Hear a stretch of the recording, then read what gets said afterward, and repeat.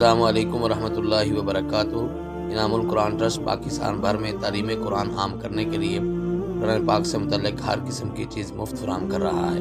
اللہ پاک قبول و منظور فرمائے، آمین ثم آمین۔ نحمده ونصلي ونسلم على اشرف الانبیاء والمرسلین، اما بعد فاعوذ باللہ السمیع العلیم من الشیطان الرجیم من حمزه ونفخه ونفثه ولقد یسرنا القرآن للذکر فهل من مدکر۔ سامعین و ناظرین کرام، انعام القرآن ٹرسٹ پاکستان کے زیر اہتمام ترجمۃ القرآن کا 40 روزہ شاندار، مختصر اور مؤثر کورس جاری ہے، اور اس سلسلے کا آج 19واں سبق ہم پڑھ رہے ہیں۔ ہمارے سبق کی ترتیب میں پہلے 2 حروف آتے ہیں، تو سب سے پہلا حرف ہے ثم، جس کا مطلب ہے پھر۔ قرآن مجید میں سینکڑوں مرتبہ یہ لفظ استعمال ہوا ہے۔ فرمایا ثم لتسألن یومئذ عن النعیم، سورۃ التکاثر کے اندر وہ لوگ کہ جو مال جمع کرتے رہتے ہیں اور اس کو حقداروں تک نہیں پہنچاتے ہیں، یا اس سے جو اللہ کے حقوق ہیں وہ ادا نہیں کرتے ہیں، تو ایسے لوگوں کے بارے میں آخر میں اللہ رب العزت ارشاد فرماتے ہیں کہ پھر ان کو دی گئی نعمتوں کے بارے میں ان سے ضرور سوال کیا جائے گا۔ ثم کا مطلب ہے پھر۔ اور دوسرا حرف ہے لاکن، یہ کہیں لاکن اور کہیں لاکنہ استعمال ہوا ہے۔ اردو میں بھی ہم تقریباً اسی سے ملتا جلتا لفظ لیکن استعمال کرتے ہیں، مگر کے معنی میں۔ اور قرآن مجید میں اللہ رب العزت ارشاد فرماتے ہیں لاکن الراسخون فی العلم، فرمایا کہ احکام میں کچھ ایسے ہیں کہ جن کا حلال ہونا واضح ہے، اور کچھ ہیں کہ جن کا حرام ہونا واضح ہے، اور کچھ ایسے ہیں کہ جو متشابہات ہیں، جن کے بارے میں جو علم کے اندر راسخ ہے، جو پختہ عالم ہیں، وہ ان کی حقیقت کو جانتے ہیں، لیکن عام لوگ جو ہیں اس میں شک میں مبتلا ہو سکتے ہیں۔ تو ان کو چاہیے کہ وہ اہل علم سے رجوع کریں۔ فرمایا کہ وہ شک میں مبتلا رہتے ہیں، لیکن جو پختہ عالم ہیں ان کا معاملہ یہ نہیں ہے۔ لاکن کا مطلب ہے لیکن، اور یہ لفظ بھی قرآن مجید میں سینکڑوں بار استعمال ہوا ہے۔ ہمارے سبق کا دوسرا حصہ ہے اردو الفاظ۔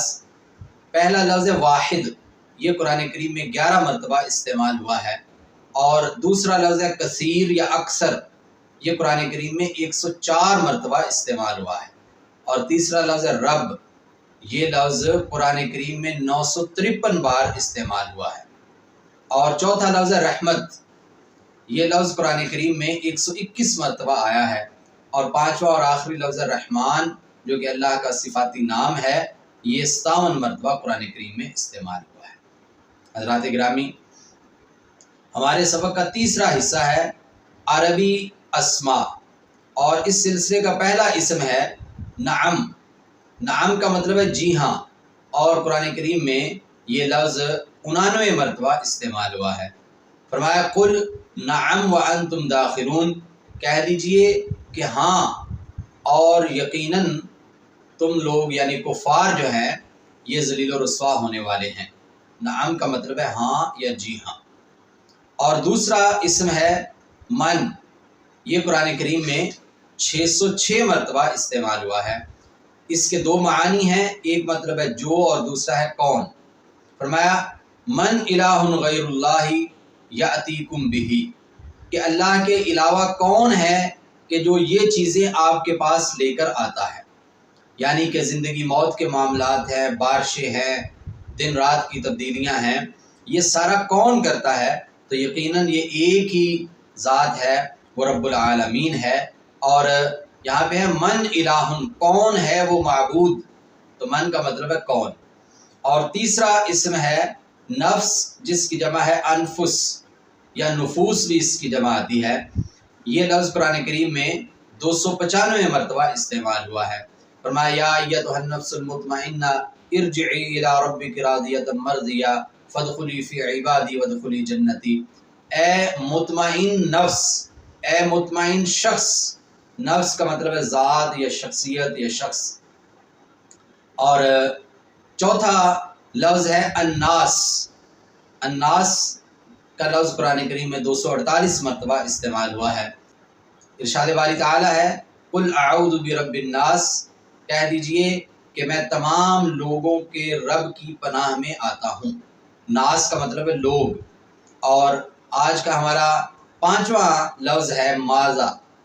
ماذا کا لفظ قرآن کریم میں 2191 مرتبہ استعمال ہوا ہے۔ سبحان اللہ، اس ایک لفظ کو یاد کر لینے سے ہم قرآن کریم کے 2191 لفظ یاد کر لیں گے۔ فرمایا فَيَقُولُونَ مَاذَا أَرَادَ اللَّهُ بِهَذَا مَثَلًا، کہ جب اللہ رب العزت مختلف مثالیں بیان کرتے ہیں، مکھی کی مثال بیان کی، تو جو منافق ہیں، جو کافر ہیں، وہ یہ کہتے ہیں کہ یہ اس طرح کی چھوٹی چھوٹی مثالیں بیان کر کے اللہ کیا ارادہ رکھتے ہیں، کیا چاہتے ہیں۔ تو یہاں پہ ہمیں یہ بات یاد رکھنی چاہیے کہ مثال ہوتی ہے جو مخاطب ہے اس کی ذہنی سطح کے مطابق، اور مثال ہوتی ہے جو گفتگو ہو رہی ہے، جو موضوع ہے اس کے مطابق۔ مثال کا مقصد ہوتا ہے اپنی بات کو واضح کرنا۔ مثال کسی بڑی چیز کی یا چھوٹی چیز کی یہ کوئی معنی نہیں رکھتی، بلکہ وہاں پہ جو موضوع ہے اس کی اچھی طرح سے وضاحت کیسے ہو سکتی ہے، یہ اصل مقصد ہے۔ اس کے لیے کسی معمولی چیز کی مثال دینے سے وہ مقصد حاصل ہوتا ہے تو بھی درست ہے، اور اگر کسی بہت عظیم الشان چیز کی مثال دینے سے وہ مقصد حاصل ہوتا ہے تو بھی درست ہے۔ بہرحال ماذا فیقولون ماذا اراد اللہ، ماذا کیا۔ اور ہمارے سبق کا آخری حصہ ہے عربی افعال۔ سب سے پہلا فعل ہے لعنا، لعنت کرنا۔ قرآن کریم میں 41 مرتبہ یہ اور اس سے لعنا یلعنو اور اس سے جتنے بھی افعال بنتے ہیں یہ 41 مرتبہ استعمال ہوئے ہیں۔ فرمایا ان اللہ لعن الکافرین، کہ اللہ نے کافروں پہ لعنت کی ہے۔ یہاں پہ ہمیں ایک بات اصول کے طور پہ ذہن میں رکھنی چاہیے۔ ہمارے معاشرے میں چونکہ دین کی سمجھ بوجھ کی بہت جگہوں پہ کمی ہے، اس وجہ سے مذاق کے اندر بعض دفعہ سنجیدگی میں لوگ ایک دوسرے پہ لعنت کر دیتے ہیں۔ لعنت کا مطلب ہے اللہ کی رحمت سے محروم ہونا، اور کسی شخص کا یہ اختیار نہیں ہے کہ وہ کسی انسان کو، کسی بھی شخص کو یہ کہے کہ تم اللہ کی رحمت سے محروم ہو، بلکہ اللہ ہی ہے کہ جو کسی کو اپنی رحمت سے نوازیں، کسی کو اپنی رحمت سے محروم کرے۔ تو اس لیے کسی پہ لعنت کرنا بہت ہی سنگین عمل ہے، بہت ہی بڑا جرم ہے۔ البتہ کسی ایسے عمل کے بارے میں ہم یہ کہہ سکتے ہیں کہ ایسا عمل کرنے والا شخص جو ہے اس پہ اللہ کی لعنت ہے، وہ عمل کے جس کے بارے میں اللہ رسول نے یہ بتایا ہے کہ ایسا عمل کرنے والا جو ہے اس پہ لعنت ہوتی ہے، جیسا کہ جھوٹ کے بارے میں ہے کہ اللہ جھوٹوں پہ لعنت کرتے ہیں، یا اور کئی ایک معاملات میں کہا گیا ہے۔ لیکن کسی شخص کو مخاطب کر کے یہ کہنا کہ اس پہ اللہ کی لعنت ہے، یہ بہت بری بات ہے۔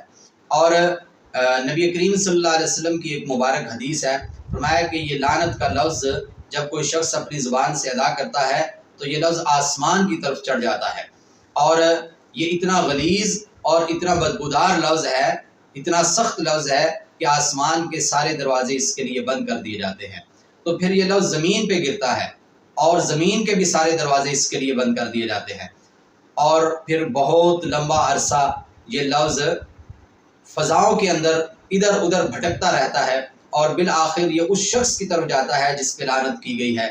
اگر وہ اس لعنت کا واقعتاً مستحق ہوتا ہے تو یہ لعنت یا اللہ کی رحمت سے محرومی اس پہ مسلط ہوتی ہے، لیکن اگر وہ شخص لعنت کا مستحق نہیں تھا، اس پہ ویسے ہی لعنت کر دی گئی، تو پھر یہ لفظ لعنت کرنے والے کی طرف واپس آتا ہے، اور یہ لعنت یا اللہ کی رحمت سے محرومی اس لفظ کو ادا کرنے والے پہ مسلط ہو جاتی ہے۔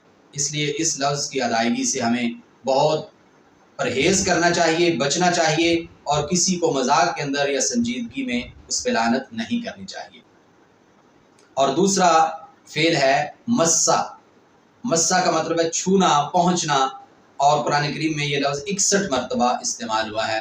ذوقوا مس سقر، فرمایا کہ جو جہنم کی بھڑکتی ہوئی آگ ہے اس کا ذائقہ چکھو، وہ جب آپ کو چھوئے گی تو وہ کیا منظر ہوگا، اس منظر کو محسوس کرو۔ اور جہنمی لوگوں کو یہ کہا جائے گا کہ اب یہ جو عذاب ہے یہ تم کو پہنچ رہا ہے، یہ آگ تمہیں کھا رہی ہے، تو یہ ذائقہ چکھو۔ اور تیسرا فعل ہے منع۔ قرآن کریم میں منع، یمنع اور اس سے بننے والے افعال 17 مرتبہ استعمال ہوئے ہیں۔ ارشاد باری تعالیٰ ہے وَمَنْ أَظْلَمُ مِمَّنْ مَنَعَ مَسَاجِدَ اللَّهِ أَنْ يُذْكَرَ فِيهَا اسْمُهُ، فرمایا کہ اس شخص سے بڑھ کر کون ظالم ہو سکتا ہے کہ جو اللہ کی مسجدوں سے اللہ کے بندوں کو روکتا ہے کہ وہ اس میں اللہ کا ذکر کر رہے ہیں۔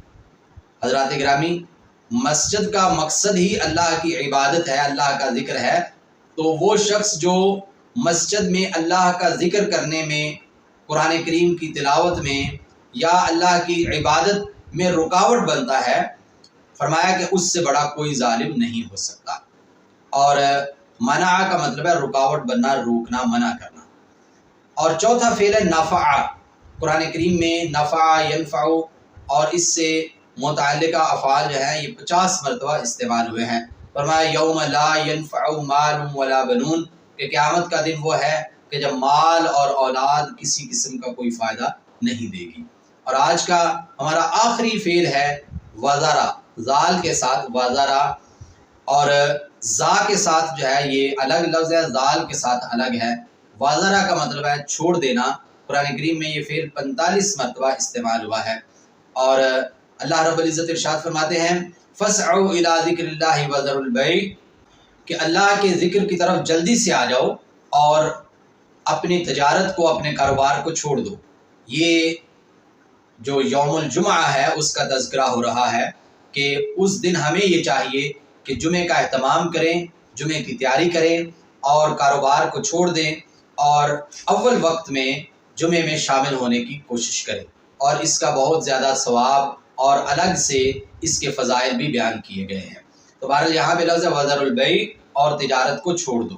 حضرات گرامی، آج کی اس مبارک مجلس کے اندر ان 17 الفاظ کے ذریعے ہم نے قرآن کریم کے 4500 الفاظ سیکھ لیے ہیں۔ یہ اللہ رب العزت کا بہت بڑا معجزہ ہے، یہ اللہ کی ہم پہ بہت بڑی رحمت ہے۔ اگر ہم تھوڑی سی کوشش کریں، تھوڑا سا ذوق شوق اپنے اندر پیدا کریں تو ہم بہت آسانی کے ساتھ قرآن مجید کے ساتھ منسلک ہو سکتے ہیں، اس کا معنی و مفہوم سمجھنے کی صلاحیت حاصل کر سکتے ہیں۔ اللہ تعالی ہمیں صحیح معنوں میں قرآن مجید کی محبت عطا فرمائے۔ وما علینا الا البلاغ المبین۔